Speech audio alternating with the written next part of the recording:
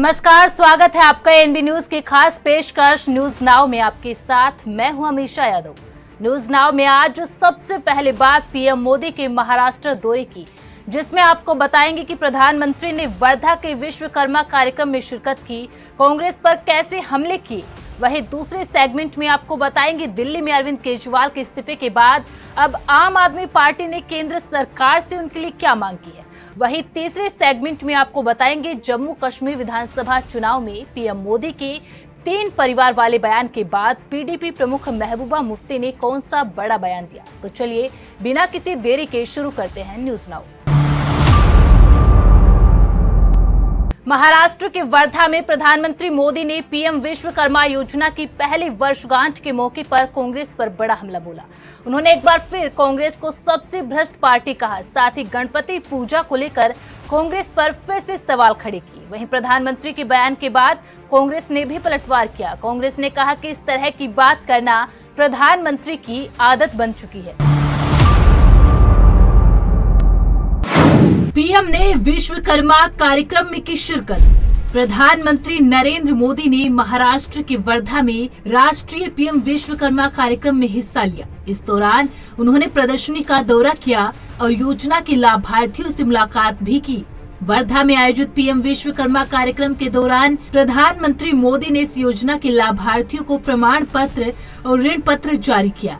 कारीगरों और शिल्पकारों को सहायता प्रदान करने के लिए पिछले साल 17 सितंबर को यह योजना शुरू की गई थी। पीएम ने इस दौरान कहा कि विश्वकर्मा योजना की मूल भावना है सम्मान, सामर्थ्य और समृद्धि। विश्वकर्मा योजना की मूल भावना है सम्मान, सामर्थ्य और समृद्धि, यानी पारंपरिक हुनर का सम्मान, कारीगरों का सशक्तिकरण और विश्वकर्मा बंधुओं के जीवन में समृद्धि, ये हमारा लक्ष्य है। और साथियों, विश्वकर्मा योजना की एक और विशेषता है, जिस स्केल पर, जिस बड़े पैमाने पर इस योजना के लिए अलग अलग विभाग एकजुट हुए हैं, ये भी अभूतपूर्व है। देश के 700 से ज्यादा जिले,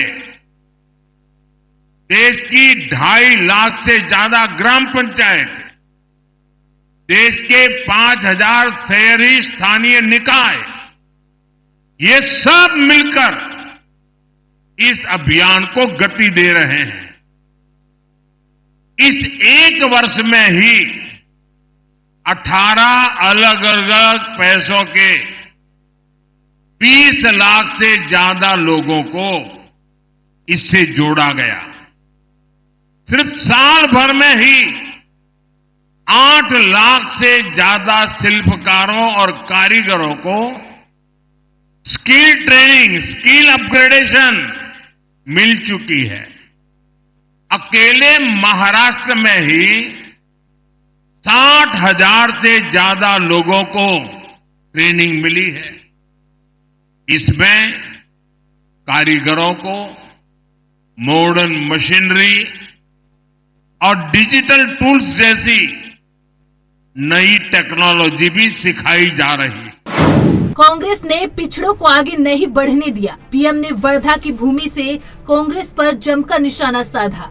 उन्होंने कहा, हमारे पारंपरिक कौशल में सबसे ज्यादा भागीदारी SC, ST और OBC समाज के लोगों की रही है, लेकिन कांग्रेस और उसके दोस्तों ने SC, ST, OBC को जानबूझकर आगे नहीं बढ़ने दिया। हमने सरकारी सिस्टम से कांग्रेस के इस दलित और पिछड़ा विरोधी सोच को खत्म किया है।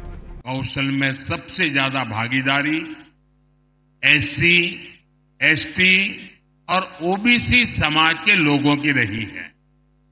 अगर पिछली सरकारों ने विश्वकर्मा बंधुओं की चिंता की होती तो इस समाज की कितनी बड़ी सेवा होती।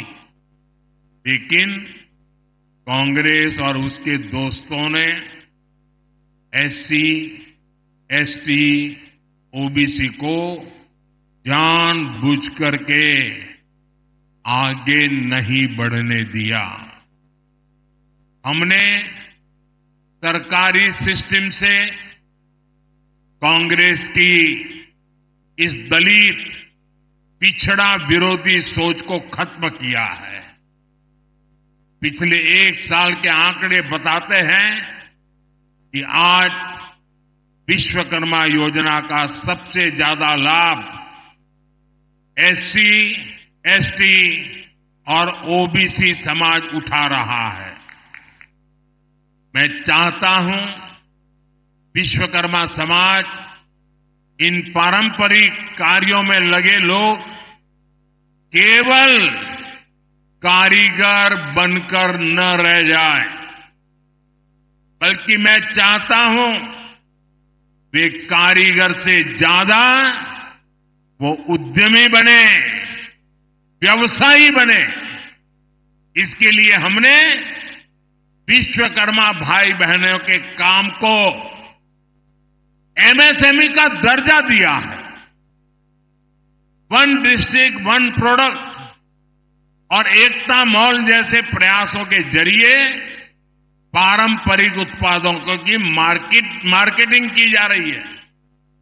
हमारा लक्ष्य है कि ये लोग अपने बिजनेस को आगे बढ़ाएं। ये लोग बड़ी बड़ी कंपनियों की सप्लाई चेन का हिस्सा बने। गणपति पूजा पर कांग्रेस को फिर घेरा। वहीं पीएम ने इस दौरान गणेश पूजा का फिक्र जिक्र किया। उन्होंने कहा, मैं गणेश पूजन कार्यक्रम में चला गया तो कांग्रेस का तुष्टीकरण का भूत जाग उठा। कांग्रेस गणपति पूजा का विरोध करने लगी है। पीएम ने कहा कि तुष्टीकरण के लिए कांग्रेस कुछ भी कर रही है। कर्नाटक में तो कांग्रेस सरकार ने गणपति बप्पा को ही सलाखों के पीछे डाल दिया। गणपति की जिस मूर्ति की लोग पूजा कर रहे थे उसे पुलिस वैन में कैद करवा दिया। और सबसे भ्रष्ट कोई पार्टी है तो वो पार्टी कांग्रेस पार्टी है। देश का सबसे भ्रष्ट परिवार कोई है तो वो कांग्रेस का शाही परिवार है। साथियों, जिस पार्टी में हमारी आस्था और संस्कृति का जरा सा भी सम्मान होगा, वो पार्टी कभी गणपति पूजा का विरोध नहीं कर सकती। लेकिन आज की कांग्रेस को गणपति पूजा से भी नफरत है। महाराष्ट्र की धरती गवाह है। आजादी की लड़ाई में लोकमान्य तिलक के नेतृत्व में गणपति उत्सव भारत की एकता का उत्सव बन गया था। गणेश उत्सव में हर समाज, हर वर्ग के लोग एक साथ जुड़ते थे। इसलिए कांग्रेस पार्टी को गणपति पूजा से भी चीड़ है। मैं गणेश पूजन कार्यक्रम में चला गया तो कांग्रेस का तुष्टीकरण का भूत जाग उठा। कांग्रेस गणपति पूजा का विरोध करने लगी।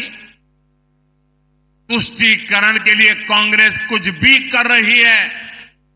आपने देखा है कर्नाटका में तो कांग्रेस सरकार ने गणपति बप्पा को ही सलाखों के पीछे डाल दिया। गणपति की जिस मूर्ति की लोग पूजा कर रहे थे उसे पुलिस वैन में कैद करवा दिया। महाराष्ट्र गणपतीची आराधना करीत होता आणि कर्नाटकात गणपतीची मूर्ती पोलीस वैन मध्ये होती। साथियों, पूरा देश गणपति के इस अपमान को देखकर आक्रोशित है। मैं हैरान हूं, इस पर कांग्रेस के सहयोगियों के मुंह पर भी ताला लग गया है। उन पर भी कांग्रेस की संगत का ऐसा रंग चढ़ा है कि गणपति के अपमान का भी विरोध करने की उनमें हिम्मत नहीं बची है। भाई और बहनों, हमें एकजुट होकर कांग्रेस के इन पापों का जवाब देना है। हमें परंपरा और प्रगति के साथ खड़ा होना है। हमें सम्मान और विकास के एजेंडे के साथ खड़ा होना है। कांग्रेस का पीएम मोदी को जवाब। वहीं दूसरी ओर प्रधानमंत्री के वर्धा में लगाए गए आरोपों पर कांग्रेस की प्रतिक्रिया सामने आई। कांग्रेस प्रवक्ता सुप्रिया श्रीनेत ने कहा, प्रधानमंत्री बिना इन मुद्दों को लाए चुनाव नहीं लड़ सकते। इस तरह की बात करना उनकी आदत बन गई है। कांग्रेस प्रवक्ता ने कहा कि राहुल गांधी लगातार जातिगत जनगणना की बात कर रहे हैं, उस पर कोई जवाब है प्रधानमंत्री के पास। अतिक्रमण के लिए नरेंद्र मोदी की दिक्कत क्या है कि वो मुद्दों की राजनीति नहीं कर सकते हैं, उनको प्रॉब्लम है, वो विवश है, वो नहीं कर पाएंगे। महाराष्ट्र में जाके वो बात कर रहे हैं। कल आपने सुना कि कैसे अंबेडकर जी के प्रपौत्र ने बताया कि बीजेपी उनके ऊपर प्रेशर बना रही थी कि राहुल गांधी जी के खिलाफ आधा सच और पूरा झूठ फैलाया जाए। क्यों नहीं इसके बारे में चर्चा हो रही है? असलियत यह है कि राहुल गांधी ने डंके की चोट पर कहा है कि वो 50% आरक्षण की सीमा को उखाड़ फेंकेंगे और इस देश के दलितों, आदिवासियों, वंचितों, गरीब सामान्य वर्ग को आरक्षण देंगे और आरक्षण देंगे। इस पर बीजेपी बोलती नहीं है। जातिगत जनगणना की डिमांड लगातार राहुल जी कर रहे हैं, इस पर बीजेपी बोलती नहीं है। ये बात करेंगे लोगों के हक की, शर्म आनी चाहिए प्रधानमंत्री को। पीएम मोदी ने की थी सीजीआई के घर में पूजा। दरअसल आपको बता दें कि प्रधानमंत्री नरेंद्र मोदी ने दिल्ली में भारत के मुख्य न्यायाधीश डीवाई चंद्रचूड़ के आवास पर गणेश पूजा समारोह में भाग लिया। पीएम मोदी जब मुख्य न्यायाधीश चंद्रचूड़ के घर पहुंचे तो उनका स्वागत सीजीआई और उनकी पत्नी ने किया। इस दौरान पीएम मोदी ने मराठी अंदाज में सफेद टोपी पहनी हुई थी। इसके बाद पीएम मोदी ने सीजीआई और उनकी पत्नी के साथ भगवान गणेश की पूजा की। इस मामले पर कांग्रेस ने पीएम मोदी को घेरा। इसके बाद पीएम मोदी ने एक जनसभा में पलटवार करते हुए कांग्रेस पर निशाना साधा था। वहीं महाराष्ट्र पहुंचे पीएम ने कांग्रेस को आरक्षण और गणेश पूजा को लेकर तीखा हमला बोला है। आम आदमी पार्टी ने पार्टी के संयोजक अरविंद केजरीवाल को सरकारी आवास देने की मांग की। आप सांसद राघव चड्ढा ने कहा कि राष्ट्रीय पार्टी के संयोजक होने के नाते अरविंद केजरीवाल को नियम के तहत सरकारी आवास दिया जाना चाहिए। दरअसल अरविंद केजरीवाल ने दिल्ली के सीएम पद से 17 सितंबर को इस्तीफा दे दिया, जो इसके बाद उनको अब सीएम आवास खाली करना होगा। यही कारण है कि आम आदमी पार्टी अब केजरीवाल के लिए सरकारी आवास की मांग कर रही है।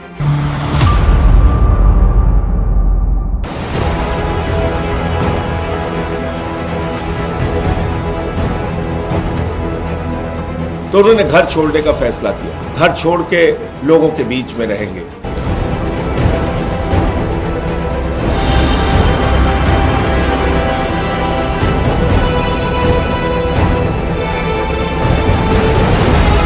अरविंद केजरीवाल जी को एक साधन के रूप में सरकारी आवास अवश्य दिया जाए, जो उनका हक है। केजरीवाल को बंगला उनका कानूनी हक। दिल्ली में बीते एक दशक से मुख्यमंत्री रहे अरविंद केजरीवाल अब पूर्व मुख्यमंत्री हो गए हैं। उन्होंने 17 सितंबर को सीएम पद से इस्तीफा दे दिया था, जिसके बाद अब केजरीवाल को सीएम आवास भी खाली करना है। लेकिन इसी बीच आम आदमी पार्टी ने केंद्र सरकार से अरविंद केजरीवाल के लिए सरकारी आवास की मांग कर दी है।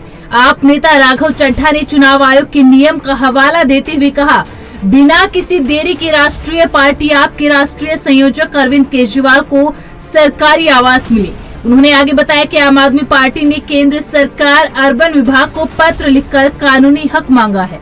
ये जो साधन दिए जाते हैं राष्ट्रीय पार्टी को, ये कानून में इसका प्रावधान इसलिए किया गया क्योंकि एक राष्ट्रीय पार्टी को चलाने के लिए आपको एक तंत्र चाहिए, कुछ साधन चाहिए।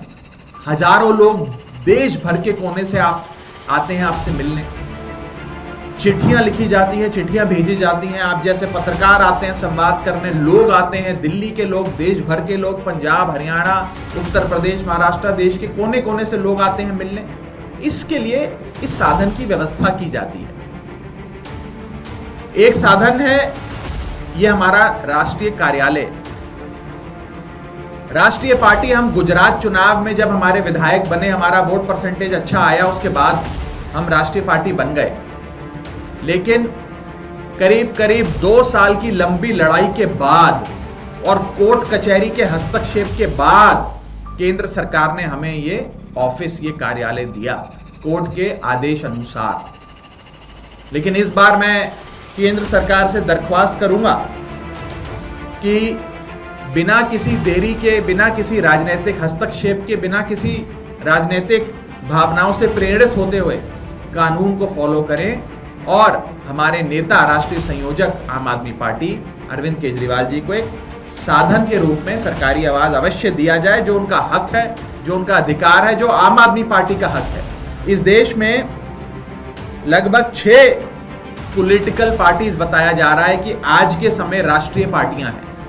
पहली भारतीय जनता पार्टी, जिनके अध्यक्ष हैं जेपी नड्डा साहब, उनको एक राष्ट्रीय एक सरकारी आवाज राष्ट्रीय अध्यक्ष होने के नाते मिला हुआ है। कांग्रेस पार्टी राष्ट्रीय पार्टी है, उनके अध्यक्ष श्री मल्लिकार्जुन खड़गे साहब को अध्यक्ष होने के नाते एक सरकारी आवाज मिला हुआ है।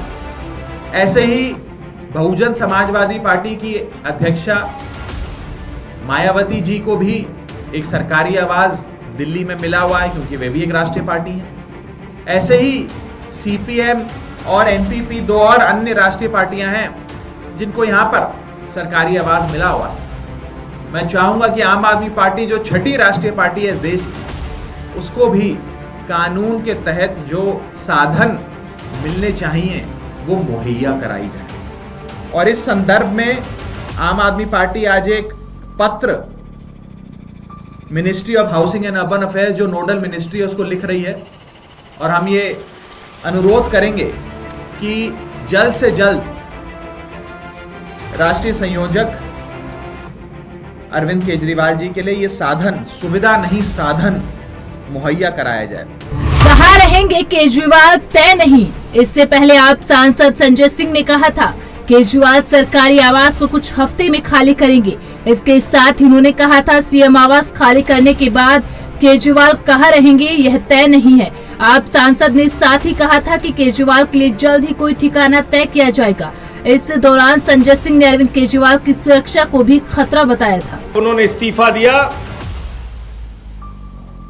तो पहली बात उन्होंने की कि अब हम ये सारी सुविधाएं छोड़ देंगे। मुख्यमंत्री को मिलने वाली सारी सुविधाएं छोड़ देंगे। बाकी नेताओं की हालत हम जानते हैं। अगर कभी किसी पद पे पहुंच गए, कोई सुविधा मिल गई तो उसको नहीं छोड़ने के लिए सालों साल लड़ाई लड़ते हैं, घर से मकान से चिपके रहते हैं। लेकिन अरविंद केजरीवाल ने फैसला किया है कि उन्होंने कहा हम अपना मकान खाली करेंगे, हम अपना घर खाली करेंगे। 1 हफ्ते के अंदर हम अपना घर खाली करेंगे। उनकी सुरक्षा को लेकर भी सवाल है। एक नहीं, कई बार उनके ऊपर हमले हुए। हमने उनसे कहा, समझाने की कोशिश की कि आपकी सुरक्षा को खतरा है। कई बार आप पे हमला हो चुका है। मां बाप घर में थे, उस वक्त भी उनके घर पे हमला हो चुका है। भारतीय जनता पार्टी के लोगों ने हमला किया है। कई बार उनको शारीरिक नुकसान पहुंचाया गया, कहीं कालिक फेंकी गई, कहीं हमला किया गया, चोट पहुंचाई गई। ये सारा कुछ हुआ अरविंद केजरीवाल के साथ। उनके बूढ़े मां बाप हैं, उनकी पत्नी है, उनके बच्चे हैं। उनकी सुरक्षा को लेके हम सब चिंतित हैं। हमने समझाने की कोशिश की कि ये घर सिर्फ मुख्यमंत्री के तौर पे ही नहीं, बल्कि आपकी सुरक्षा की दृष्टि से भी जरूरी है। लेकिन उन्होंने तय किया कि हमारी रक्षा भगवान करेगा, ईश्वर करेगा। मैं 6 महीने जेल में रहा, खूंखार अपराधियों के बीच में रहा, लेकिन बावजूद इसके ईश्वर ने मेरी रक्षा की। ईश्वर ही मेरी रक्षा करेगा, मुझे घर की कोई चिंता नहीं।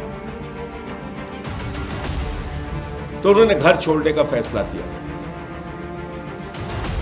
घर छोड़ के लोगों के बीच में रहेंगे, आम लोगों के बीच में रहेंगे। अभी तय नहीं है कहां रहेंगे।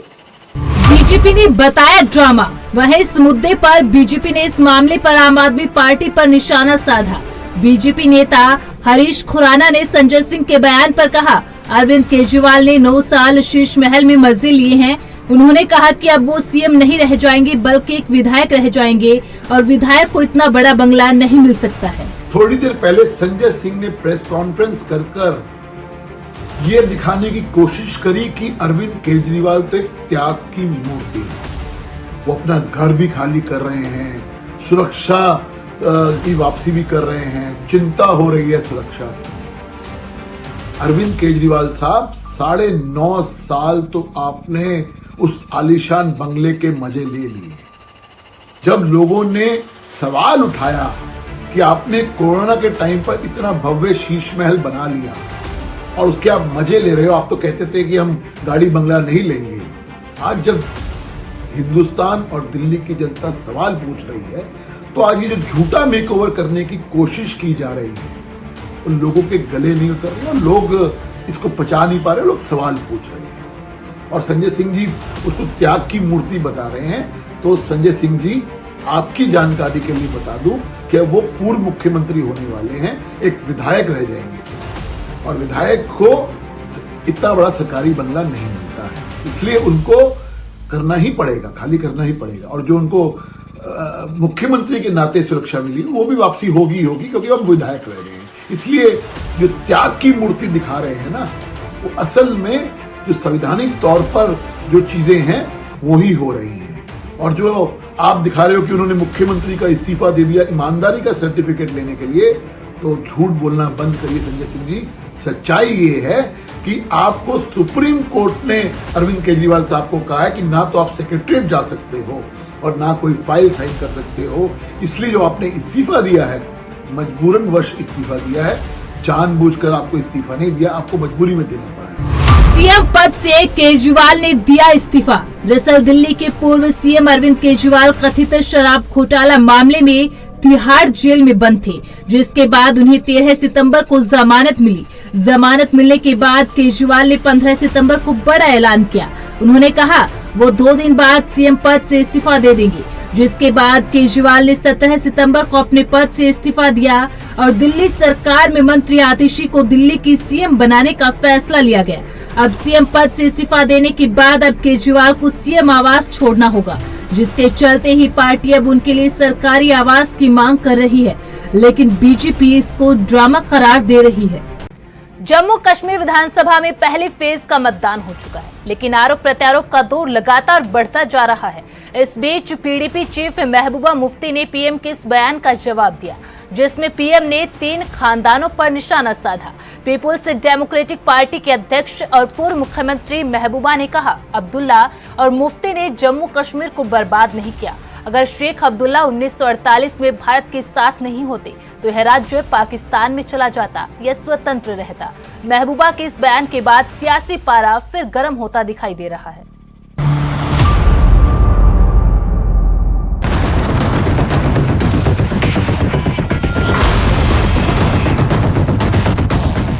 जम्मू और कश्मीर में चुनावी समर के बीच पीडीपी की चीफ और पूर्व मुख्यमंत्री महबूबा मुफ्ती ने भारतीय जनता पार्टी को आड़े हाथों लिया। उन्होंने प्रधानमंत्री नरेंद्र मोदी के 3 परिवार वाले बयान को लेकर तंज कसा कि पीएम नरेंद्र मोदी को तो शेख परिवार का शुक्रगुजार होना चाहिए। उन लोगों ने जम्मू कश्मीर के भारत में विलय में अहम भूमिका निभाई। महबूबा ने कहा, अगर शेख अब्दुल्ला मुस्लिम बहुल राज्य होने के बावजूद भारत में शामिल नहीं होते तो कश्मीर या तो स्वतंत्र होता या पाकिस्तान का हिस्सा होता। शेख साहब की वजह से जम्मू कश्मीर का इलाका मुल्क के साथ हुआ। उमर अब्दुल्ला जब बीजेपी में वजीर थे तो पोटा बनने से पहले यहाँ लागू किया गया, शातू उसमें बैन हो गई और खासकर बीजेपी उमर साहब को पूरी दुनिया में घुमाती रही ये कहने के लिए जम्मू कश्मीर कोई मसला नहीं है, ये दहशतगर्दी का मसला है, पाकिस्तान के ऊपर हमला करके ये हल होना चाहिए। मुझे लगता है बीजेपी को शुक्रगुजार होना चाहिए शेख खानदान का कि शेख साहब, ये उमर साहब ने उनका एजेंडा यहाँ पर इम्प्लीमेंट किया जब वो वजीर थे। जहाँ तक महबूबा मुफ्ती और पीडीपी का सवाल है, मुफ्ती खानदान का सवाल है, तो मोदी जी को याद होगा पहले 2 महीने फिर 3 महीने वो हमारे दरवाजे पे रहे। उनके लोग की खुदा के लिए हमारे साथ सरकार बनाओ और आप जो शर्त रखोगे हम आपके साथ सरकार बनाने के लिए तैयार है। और हमने शर्तें रखी 370 के साथ छेड़छाड़ नहीं करना और रास्ते खोलना, एस्पा खत्म करना, पाकिस्तान से बात करना, हुर्रियत के साथ बात करना, जिसके लिए उन्होंने वहां से बहुत बड़ा डेलीगेशन भेजा। तो वो तो उन्होंने खुद हमारे दरवाजे पे आए, चाहे शेख साहब के अब्दुल्ला खानदान के दरवाजे पे उमर साहब को मिनिस्टर बनाने के लिए बीजेपी में उसको इस्तेमाल करने के लिए, चाहे हमारे दरवाजे पे मुफ्ती खानदान। तो अब वो क्या कहते हैं? मैम, पाकिस्तान की डिफेंस मिनिस्टर जो है जम्मू कश्मीर में पाकिस्तान के एजेंडे को इम्प्लीमेंट करने के लिए काम कर रही है। मेरे ख्याल में अगर पाकिस्तान का एजेंडा अब्दुल्ला खानदान ने इम्प्लीमेंट किया होता तो जम्मू कश्मीर हिंदुस्तान का हिस्सा नहीं होता, पाकिस्तान का हिस्सा होता, ये आजाद।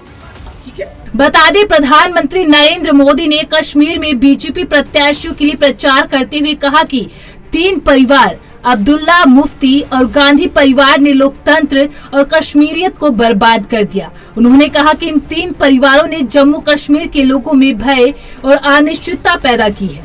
जम्मू कश्मीर का इस बार का विधानसभा चुनाव 3 खानदानों और जम्मू कश्मीर के नौजवानों के बीच में है। एक तरफ 3 खानदान है और दूसरी तरफ सपने लेकर के निकल पड़े जम्मू कश्मीर के मेरे नौजवान बेटे बेटियां हैं। ये 3 खानदान, एक खानदान कांग्रेस का है, एक खानदान नेशनल कॉन्फ्रेंस का है, एक खानदान पीडीपी का है। जम्मू कश्मीर में इन 3 खानदानों ने मिलकर आप लोगों के साथ जो किया है वो किसी पाप से कम नहीं है।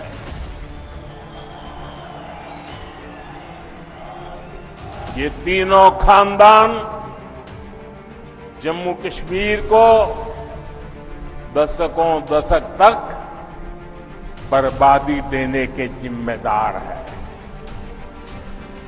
इन 3 खानदानों ने यहां करप्शन को बढ़ावा दिया। इन 3 खानदानों ने यहां जमीन कब्जा करने वाले गिरोहों को बढ़ावा दिया।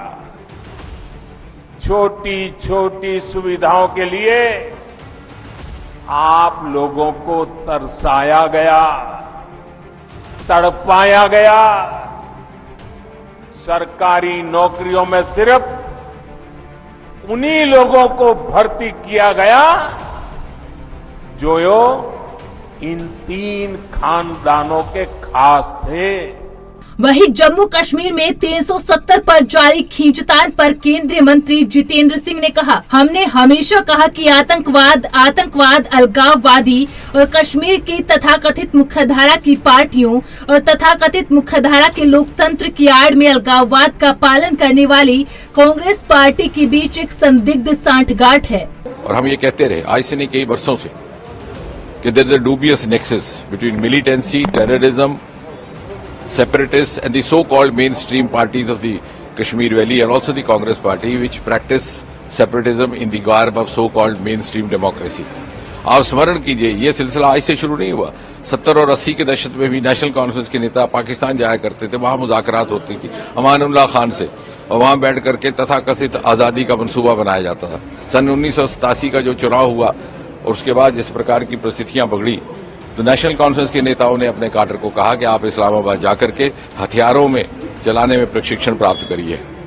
उसके उपरांत जो 30 वर्ष तक यह अराजकता का दौर चला और 370 की आड़ में, और 370 के जो सबसे बड़े पैरोकार थे, जो सबसे अधिक पैरवी करने वाले नेता थे, वो स्वयं 370 के सबसे बड़े लाभार्थी थे, जबकि कश्मीर के आम व्यक्ति को इससे कोई लाभ नहीं पहुंचा। और मैं चाहूंगा कभी आप सर्वे करें आम गली कूचों में चलने वाले श्रीनगर के आम युवा का, विशेषकर वो नहीं चाहेगा कि वो अपने आप को वंचित रखे उन अनेकों आयामों से, अनेकों अवसरों से जो मोदी जी ने युवाओं के लिए देश भर में उपलब्ध करवाए हैं। आज पहली बार फिजा बदली है और जम्मू और भारतीय जनता पार्टी संकल्पित है कि हम इन पार्टियों के षड्यंत्र को कभी कामयाब नहीं होने देंगे। हम जम्मू कश्मीर को फिर से उसी दौर में धकेलने का इनका प्रयास नाकाम करेंगे और हमारे साथ जम्मू कश्मीर का प्रत्येक नागरिक सहयोग करने को तैयार है।